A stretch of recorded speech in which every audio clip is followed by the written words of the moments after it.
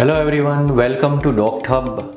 I am Dr. Sandeep Patel, and in our special series of 20 roles as a hospital leader, today we are going to discuss on role 2 as a policy maker. While fulfilling your roles in a hospital management, what different aspects you need to be aware about, you need to be ensure about things. We will discuss what quality you need to be as a policy maker, different aspects, concepts of policy versus SOP, context of each aspects, and what common mistakes we came across, we have observed among the hospital leader and manager while as a policy maker, what they missed, we will discuss.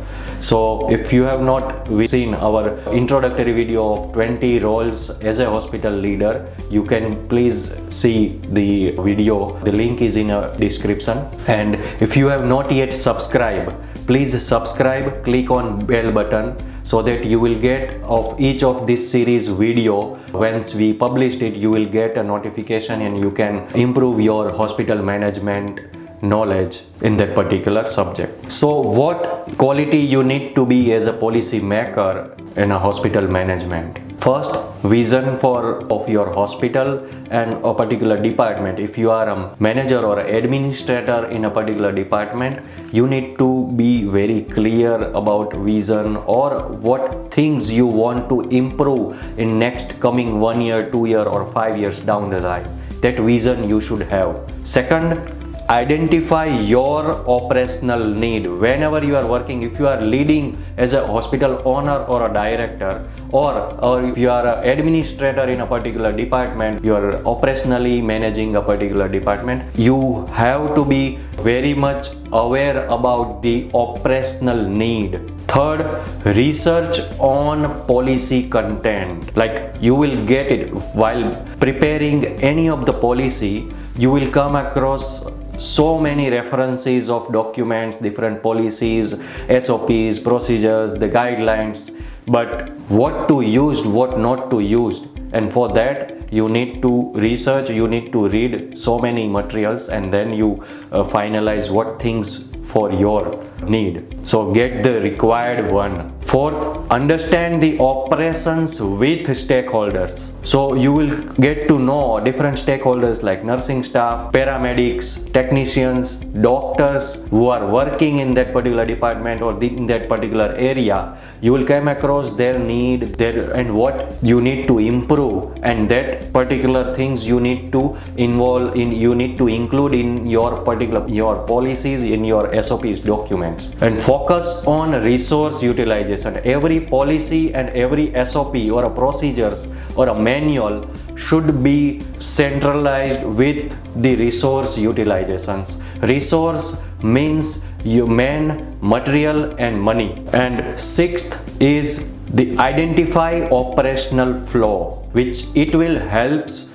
to define the different departments SOPs, standard operative procedure. Now let's discuss on different aspects to work upon while as a policy maker in a hospital management. What different aspects should be considered? So there are 3 aspects you need to consider upon. One, where do you get the requirement? Second, how to prepare the department SOPs or manuals. And third, ensure appropriate implementation. These 3 aspects you need to work upon while any policy or SOP you document for your hospital. So first let's discuss the concept, what is policy and what is SOP. So policy document, usually it is defined as a organizational leaders define this policy, and it has a broader sense of subject. It has principle or a course of action.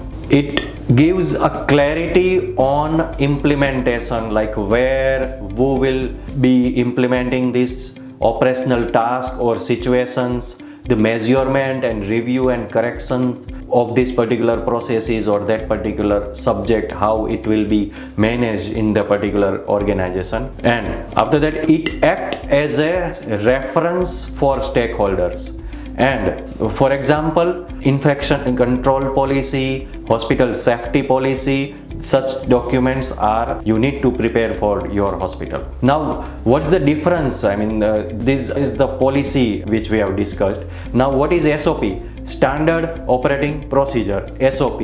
So what this document should be? So the SOP always define, it prepares by the stakeholders. Stakeholders will prepare the SOPs, not a particular department like quality department prepare for all the departments and circulate the SOPs. That's not the right way to get the SOP for your hospital. So always stakeholders should prepare the SOPs. It define under a particular policy, like if your infection control policy document, under that policy you need to define different SOPs, like different SOPs for hand hygiene, for ventilator associated pneumonia, how will you measure, what checklist particular nursing staff or a doctor should follow, hospital acquired infection, how what different formats or review process or a checklist you need to follow. So this such checklist, forms, process, flow will include in a SOP document. It is for particular task. So SOP is define a particular task or a process. It includes steps to follow. It includes formats like checklist, forms, and it gives a clarity on who will do what. So your SOP document with this particular aspect you need to prepare. Now, where do you get the requirement for preparing a policy? So there are three aspects you will get a requirement to prepare such policies and SOPs. One, definitely, as if your hospital is going for an accreditation of NABH or a JCI, such accreditation you have to prepare different policies and SOPs under their standard guidelines. And second aspect is organizational clarity. So policies and SOPs gives a clarity on different operational things. It defines the standard guidelines and standard processes so that each and every patient, each and every person will get the same things, same services throughout the years in that particular area. And third aspect is practical in nature rather just a document. So it should be practical in nature, not just a document you are preparing for the sake of any certification or accreditation. Now let's discuss on how to prepare the department SOPs. There are 6 steps we have defined to prepare an SOP for particular department. First, understand the department operations very well, what particular process and what different steps, what a different flow of particular process. Second, list of all the tasks and processes you should be prepared with. Involve stakeholders in that particular so that you can define the SOPs for all that particular task and processes. Third, what accreditation guidelines says.